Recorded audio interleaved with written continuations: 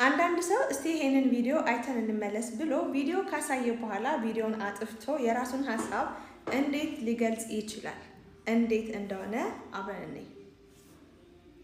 እስኪ ይሄን ቪዲዮ አይተን እንመለስ ብላችሁ ከዛ እዚች ጋር ትነካላችሁ። አሁን ማሳየት የምንፈልገውን ቪዲዮ ፕላስ ምልክቷን ነክተን ከዛ ጋላሪ ውስጥ ሴሌክት አድርገን እናስገባለን። ማሳየት የምንፈልገውን ቪዲዮ ካስገባን ድጋሜ ራሳችንን እንቀርጻለን። ፕላስ ምልክቷን ትነካላችሁ። የካሜራ ምልክቱን ነክታችሁ ስለ ቪዲዮ ሐሳብ አስተያየታችሁን እዚህ ጋር ትሰጣላችሁ። ሪዛልቱ ወይም ደግሞ የተሰራው ቪዲዮ ይሄን ይመስላል።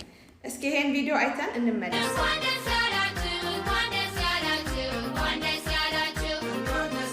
ከዛ ቪዲዮን እንደዚህ ካሳያችሁ በኋላ ስለ ቪዲዮ መስጠት የምትፈልጉትን ሐሳብ ትሰጣላችሁ። እኔ ለምሳሌ በተለያየ አጋጣሚ የምርቃት ፎቶግራፊ የሌላችሁ የጠፋባችሁ እንደዚህ አድርጋችሁ መስራት ትችላላችሁ ብዬ እሰራለሁ ማለት ነው።